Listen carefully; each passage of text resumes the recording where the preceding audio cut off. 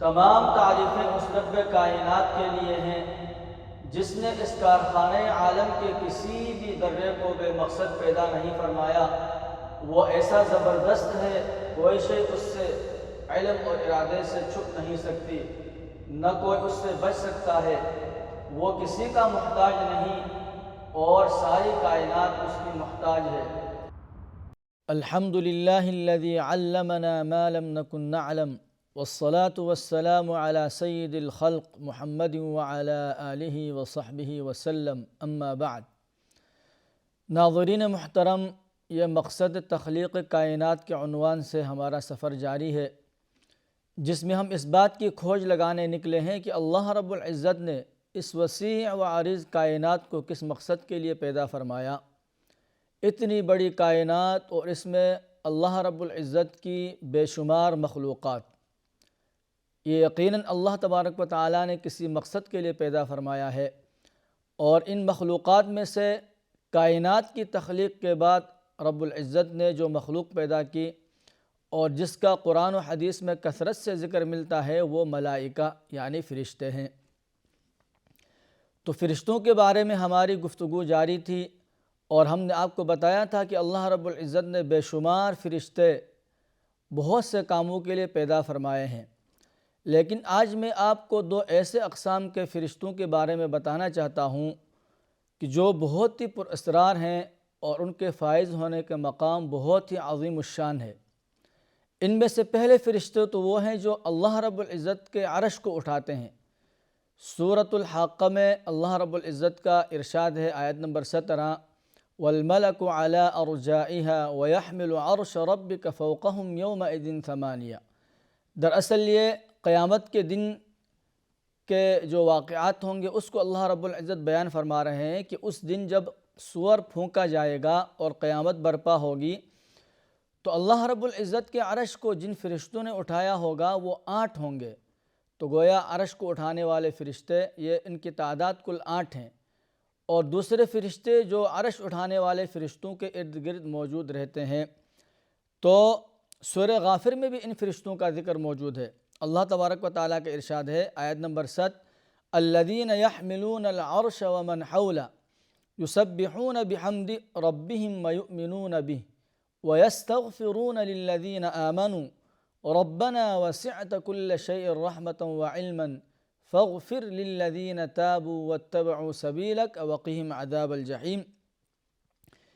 کہ وہ فرشتے جو عرش کو اٹھائے ہوئے ہیں اور وہ فرشتے جو اس کے گرد موجود ہیں، گویا اسی ایک آیت میں دونوں طرح کے فرشتوں کا ذکر موجود ہیں۔ وہ سب اپنے پروردگار کی حمد کے ساتھ اس کی تسبیح کرتے رہتے ہیں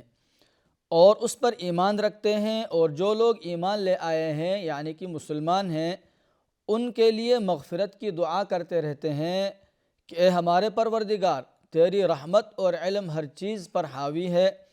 اس لیے جن لوگوں نے توبہ کی ہے اور تیرے راستے پر چل پڑے ہیں، ان کی بخشش فرما دے اور انہیں دوزخ کے عذاب سے بچا دے۔ اور پھر ان کی آگے اور دعا بھی ہے جو مومنین کے لیے یہ کرتے رہتے ہیں کہ اے پروردگار، انہیں ہمیشہ رہنے والی ان جنتوں میں داخل فرما دے جس کا تو نے ان سے وعدہ کیا ہے، نیز ان کے ماں باپ، ان کے بیوی بچے میں سے جو نیک ہوں انہیں بھی یقیناً تیری اور صرف تیری ہی ذات ہے، وہ ذات جس کا اقتدار بھی کامل ہے اور جس کی حکمت بھی کامل ہے۔ اور پھر سلسلۃ الصحیحہ کی ایک حدیث سے، حدیث نمبر 3090، اس میں جابر رضی اللہ تعالی عنہ کی ایک روایت ہے کہ عرش اٹھانے والے فرشتے کل 8 ہیں، جیسے کہ سورہ حاقہ میں اس کا بیان ہوا، اور جابر رضی اللہ تعالی عنہ فرماتے ہیں کہ مجھے اجازت دی گئی ہے کہ میں عرش اٹھانے والے فرشتوں میں سے ایک فرشتے کے بارے میں آپ کو بتاؤں۔ پھر فرمایا کہ عن جابر مرفوعا اذن لی ان احدث عن ملک من ملائکۃ اللہ تعالی من حملۃ العرش ما بین شحمۃ اذنہ الی عاتقہ مسیرۃ 700 سنہ۔ ابن عباس سے مروی ہے کہ ایک روایت کا مفہوم ہے کہ جب ہمارا رب کسی کام کا فیصلہ کرتا ہے تو عرش کے اٹھانے والے فرشتے اس کی تسبیح بیان کرتے رہتے ہیں، پھر ان کے قریب والے فرشتے اس کی تسبیح بیان کرتے ہیں، ایسے ایک ایک کر کے تسبیح نچلے آسمان تک، یعنی جو ہماری دنیا کی آسمان ہے اس تک آتی ہے، حتیٰ کہ دنیا کے آسمان پر پھر عرش کے قریب والے فرشتے ان سے پوچھتے ہیں، یعنی عرش والے فرشتوں سے، کہ ہمارے رب نے کیا حکم فرمایا ہے۔ وہ ان کو بتاتے ہیں۔ ایسے ہی پھر ایک ایک کر کے یہ حکم فرشتے اپنے سے نچلے والے آسمان کے فرشتوں کو بتاتے رہتے ہیں، یہاں تک کہ وہ خبر دنیا کے آسمان تک آتی ہے۔ اور ہماری دنیا کا آسمان یہ وہ جگہ ہے جہاں سے جنات اس خبر کو اچک کرنے اور چوری کرنے کی کوشش کرتے ہیں، اور اللہ تعالیٰ کا یہ فیصلہ کرنا ان فرشتوں کو ایسے سنائی دیتا ہے جیسے کسی صاف اور چکنے پتھر پر زنجیر چلانے سے پیدا ہوتی ہے، اور ان فرشتوں کے دلوں میں گھبراہٹ پیدا ہو جاتی ہے جس سے وہ بے چین ہوتے ہیں اور پھڑ پھڑانے لگتے ہیں۔ اور پھر مسند احمد میں ابن عباس رضی اللہ تعالی عنہ کی روایت ہے، ان النبی صلی اللہ علیہ وسلم قال ربنا تبارک اسمہ اذا قضى امرا سبح حملة العرش ثم سبح اہل السماء الذین یلونہم حتی یبلغ التسبیح۔ یہ بالکل سیم اسی حدیث کی طرح ہے جس کے تھوڑا الفاظ مختلف ہیں، کہ ابن عباس رضی اللہ تعالی عنہ سے روایت ہے کہ نبی کریم صلی اللہ علیہ وسلم نے فرمایا، جب ہمارا رب جس کا نام بہت ہی زیادہ برکت والا ہے کسی کام کا فیصلہ کرتا ہے تو عرش کو اٹھانے والے فرشتے اس کی تسبیح بیان کرتے ہیں، پھر ان کے قریب والے فرشتے جو اس آسمان میں ہیں وہ تسبیح بیان کرنا شروع کر دیتے ہیں، یہاں تک کہ تسبیح کا یہ سلسلہ آسمان دنیا تک پہنچ جاتا ہے۔ پھر حاملین عرش کے قریب والے آسمان کے فرشتے ان سے پوچھتے ہیں کہ تمہارے رب نے کیا کہا ہے، پس وہ ان کو خبر دیتے ہیں، پھر ایک آسمان والے اگلے اور نچلے آسمان والے کو بتلاتے ہیں، یہاں تک کہ بات آسمان دنیا تک پہنچ جاتی ہے۔ اس سے جنات بات کو اچک لیتے ہیں اور سن لیتے ہیں، پھر انہیں شعلے مارے جاتے ہیں، اور اگر وہ بچ جائیں تو سنی ہوئی بات میں کوئی جھوٹ ملا کر آگے کاہنوں اور جادوگروں تک پہنچا دیتے ہیں۔ اور صحیح بخاری کی حدیث نمبر 4800 میں ابو ہریرہ رضی اللہ تعالی عنہ کی روایت ہے کہ ان نبی اللہ صلی اللہ علیہ وسلم قال اذا قضى الله الامر في السماء ضربت الملائكة باجنحتها خضعانا لقوله الى آخری۔ ابو ہریرہ رضی اللہ تعالی عنہ فرماتے ہیں کہ رسول اللہ صلی اللہ علیہ وسلم نے ارشاد فرمایا، جب اللہ تبارک و تعالی آسمان پر کسی بات کا ارادہ کر لیتا ہے تو فرشتے اللہ تبارک و تعالی کے فیصلے کو سن کر جھکتے ہوئے عاجزی کرتے ہوئے اپنے بازو پھڑپھڑانے لگتے ہیں۔ اللہ کا فرمان انہیں اس طرح سنائی دیتا ہے جیسے صاف اور چکنے پتھر پر زنجیر چلانے سے آواز پیدا ہوتی ہے۔ پھر جب ان کے دلوں سے گھبراہٹ دور ہوتی ہے تو وہ آپس میں پوچھتے ہیں کہ تمہارے رب نے کیا فرمایا ہے؟ وہ کہتے ہیں کہ اللہ نے حق بات کا حکم فرمایا ہے،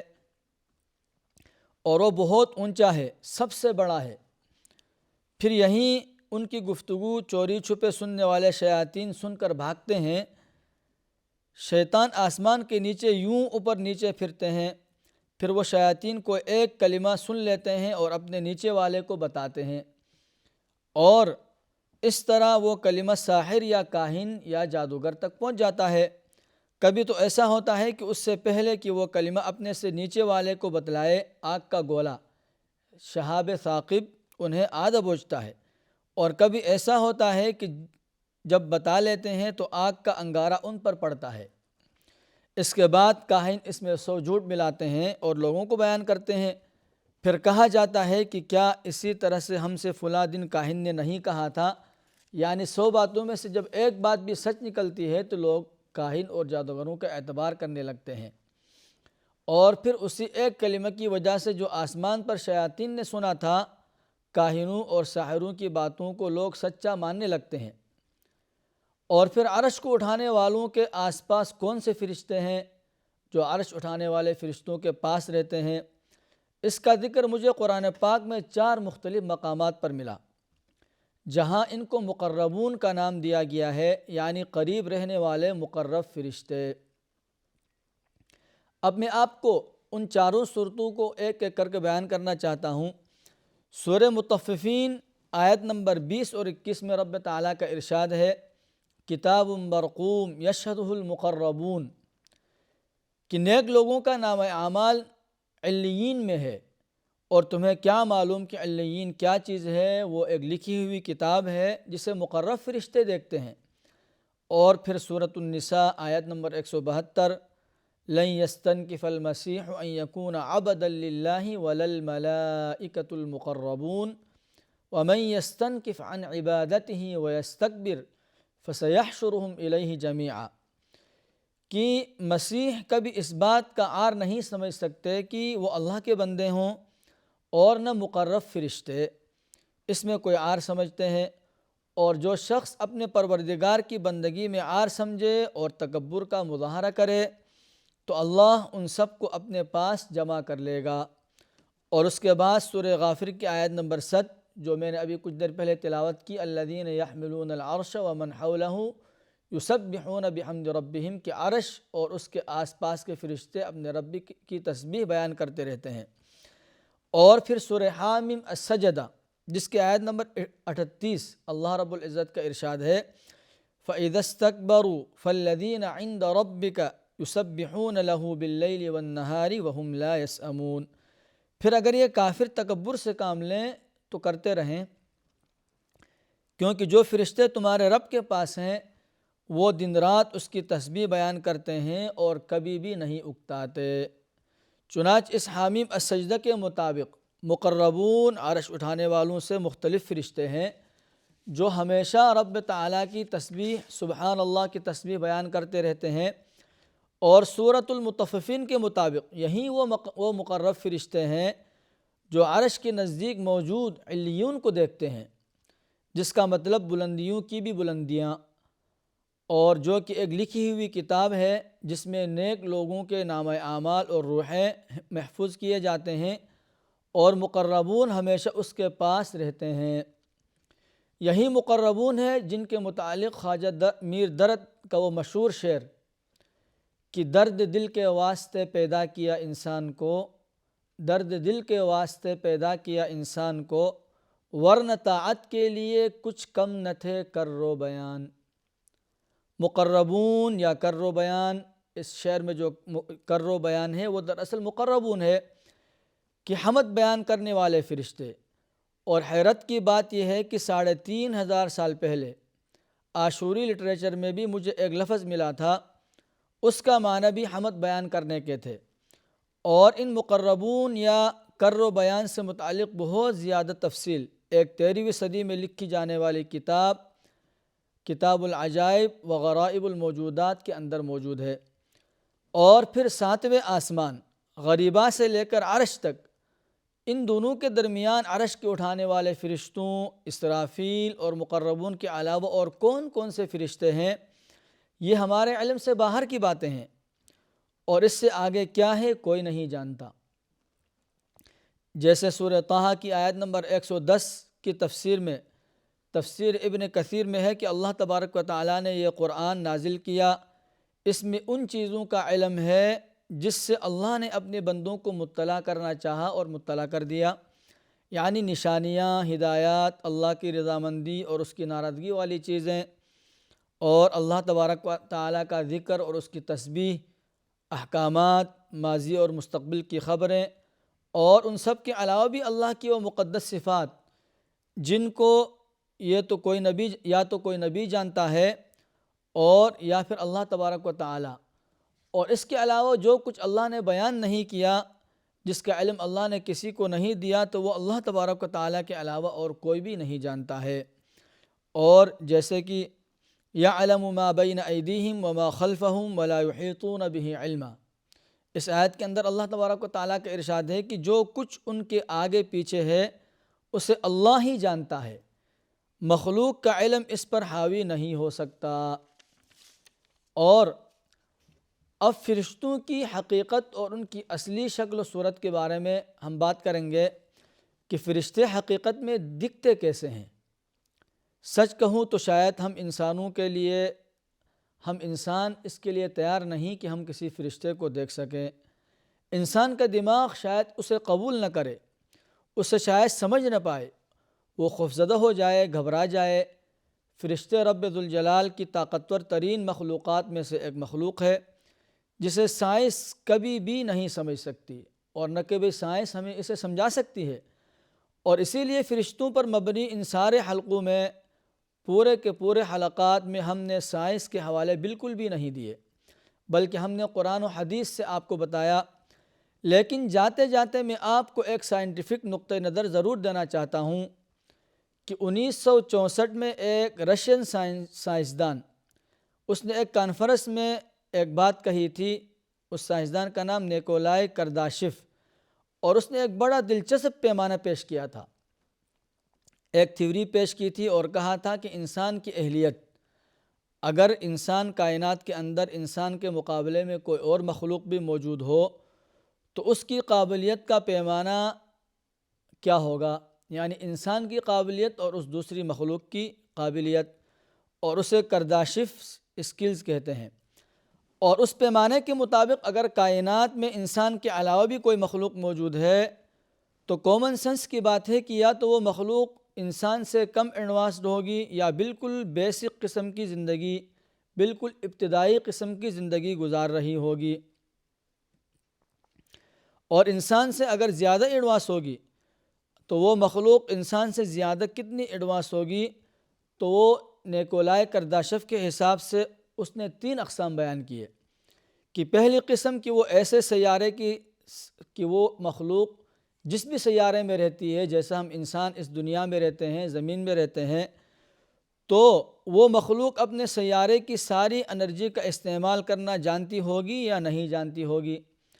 اگر وہ اپنے سیارے کی ساری انرجی استعمال کرنا جانتی ہے تو وہ ٹائپ 1 مخلوق ہوگی،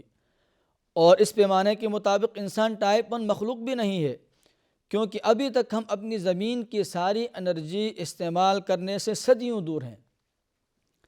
اور پھر دوسری قسم کی وہ مخلوق کہ وہ اپنے سیارے کے علاوہ اپنی سورج کی انرجی کا بھی استعمال کرنا جانتی ہوگی، اور اسے نیکولائے کرداشف نے ٹائپ 2 مخلوق کا نام دیا۔ اور پھر تیسری قسم کی وہ مخلوق ہوگی جو نہ صرف اپنی زمین بلکہ اپنی سورج اور اس سے بڑھ کر اپنی پوری کہکشاں کی انرجی کا استعمال جانتی ہوگی اور اسے کنٹرول کرنا بھی جانتی ہوگی، تو وہ ٹائپ 3 مخلوق کہلائے گی۔ اور اس مخلوق کے استعمال میں اپنی کہکشاں کے بلیک ہولز، وائٹ ہولز بھی ہوں گے، اور اس کہکشاں کے جتنے بھی دروازے، در و بم ہیں، سب کا استعمال وہ جانتی ہوگی، تو یہ ٹائپ 3 مخلوق ہے۔ لیکن سوال یہ پیدا ہوتا ہے کہ یہ تو کرداشف نے بتایا کہ ٹائپ 3 مخلوق ہے، تو کیا ٹائپ 4 یا ٹائپ 5 مخلوق بھی ہو سکتی ہے؟ تو انشاءاللہ ہم اگلے ایپیسوڈ میں اس کے متعلق بات چیت کریں گے۔ وآخر دعوانا ان الحمد للہ رب العالمین۔